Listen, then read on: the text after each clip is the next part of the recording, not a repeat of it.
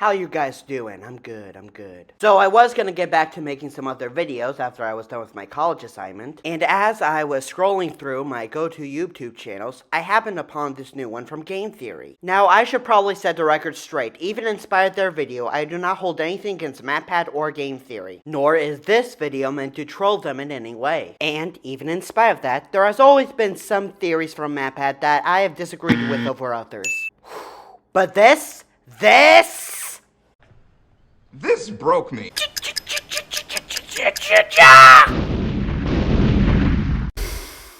So let's dissect our first video. So a couple of things before we get started. In spite of the title card you just saw, MatPat says the lore isn't actually broken. So is that it? Can we all go home? Well, not quite. Even though MatPat was overall correct in his video, however, there was a problem with his last statement, and the video seems to be full of bias issues, but I'm sure those were meant to be played off as jokes. So just to summarize, this is an analysis response video over the two issues I just mentioned. I don't want anyone who sees this video to go over to any one of MatPat channels and cause trouble. So let's get started with the first main misconception of the video. Does Sonic Frontiers shatter the Sonic canon, or is this game going far deeper than we realize? Lore. They even hired the former chief writer for the Archie comics to help make it good, and what we got was confusing at best and potentially canon-breaking at worst. So a couple of things. Number one, Sega has been trying to make the story and the lore of Sonic good a little bit before Frontiers came out. The Sonic Central YouTube channel, which is the official Sonic YouTube channel, which explains how Sonic Team was able to reorganize the lore in a way that makes sense in universe as opposed to before where they just dance around the question. Explain your whole planet. Wow,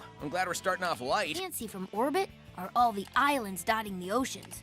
There's a bajillion of them. I'm originally from Westside Island, which is where Sonic and I first met. Folks like us usually live on these kind of islands, while people like this live in the bigger countries. Secondly, when MatPat said the story was confusing at best, but that can easily be blamed on some budget issues. Hence why we're getting a new ending with the DLC. But moving on to the first real point of the video, and yes, the theory hasn't started yet, we're gonna be here a while. One eternity later. Anyways, MatPat says that now that all the Sonic games are canon now, it's gonna be dangerous for the lore because of how strange everything is, when in reality it's anything but. You see, this game goes well out of its way to prove that all the Sonic games are connected. For the first time, we actually have to take all of Sonic's lore seriously. And that's a pretty dangerous prospect because Sonic lore has gone to some strange places. Oh really? How strange are these places, Matthew? Are they as strange as a pink puffball going to a ruined Earth twice? Or is it as strange as an aging gorilla reminiscing about the time he faced off against a certain carpenter after stealing his girlfriend, both of which who remained ageless? Or how about the fact the only way to kill a serial killer cyborg rabbit zombie is apparently with fire as stated by game, despite the fact that you burned him away 3 times and it does nothing?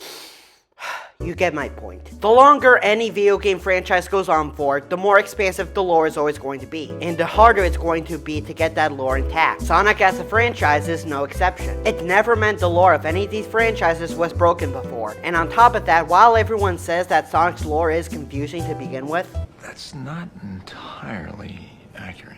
see, back in the day when Sonic made his first debut, there weren't any in-game cutscenes to explain the story to anyone. So, you have to read through the game manual in order to get the lore. In the manual for Sonic the Hedgehog 1, we learn that the entire game takes place on a moving landmass called South Island. And the manual for Sonic the Hedgehog 2 states the entire game takes place on Westside Island, which housed an ancient civilization that utilized the Chaos Emeralds we later learned was the Knuckles clan. Even the Chaos Emeralds are mentioned, saying how they were sealed away after their misuse by the gods.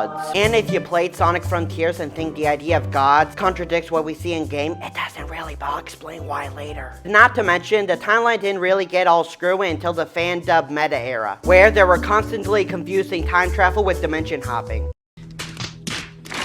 The next part doesn't mention anything important, just some cheap shots at the game, I guess. Confusing the game for having a multiverse story, though there is cyberspace, so I guess I can see where that mistake was made. Also, does anyone else find it a little unfair that Marvel has become the poster child for every bad trope? Sorry, I'm getting ahead of myself. Now, the next topic of discussion is actually the Eggman memos. Matters worse, huge parts of the lore are hidden behind Eggman memos. Even when you do get those memos, they don't actually explain everything. So the thing about the memos not explaining everything is, that's the point. Of course! In spite of the new lore, Sonic Frontiers is a character-driven game. So of course, the main story is going to focus more on Sonic and the others, as well as their relationships and what matters to them. Because of this, the overall lore of the Starfall Islands, and why everything in the game is the way it is, have been scattered across the islands and minigames for the player to go looking for them, including the Eggman memos, which, while obviously won't explain everything, I think they explain enough to have us understand this so-called broken lore.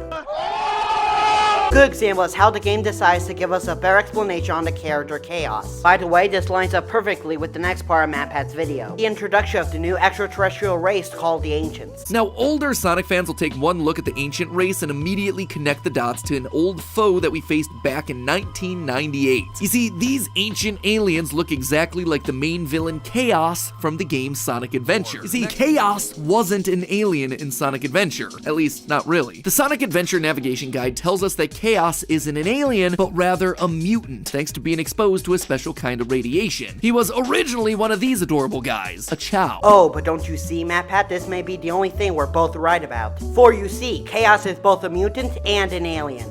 What? Let me explain. Like MatPat says, Chaos is the main antagonist of Sonic Adventure 1, a god of destruction who was sealed inside of the Master Emerald until the events of that game. And up until now, we believe that Chaos, which is a Chow, that was transformed by the Master Emerald. But with the Eggman memos and the introduction to the Ancients, it may have actually been the other way around. I had Sage run a diagnostic on the recorded genetic data of the Ancients, and then against archives I have with me. They're relatives of Chaos, the god of destruction. After countless years, their DNA corroded to the point they were completely transformed into a new species. Some kind of radiation affected them for eons, making them unrecognizable. A special kind of radiation that turns the Ancients into something unrecognizable. Just like how it was a special kind of radiation that turned a Chow into something unrecognizable at the time. The truth is in Eggman's own words here. The Ancients are the Chow, and the mysterious radiation came from the Master Emerald. And as for the mutant part, the evidence is there once you compare the Ancients' appearance to Chaos Zero's appearance. The Ancients are long and lengthy, whereas Chaos is short and stocky. And we know Chaos can be a child because his tentacle things are far longer. Now, admittedly, MatPat does go over the same reverse mutation thing in his own video. Instead of cute little Chow transforming into water monsters, the water monsters have been transformed into Chow. They literally put the Chaos Emeralds in a location where their energy would be amplified, exposing themselves to even more radiation. However, MatPat's mistake was this line right here. We know the mutation back was thanks to the Master Emerald's radiation, but that's the same radiation that turned the Ancients to Chow in the first place. So what gives?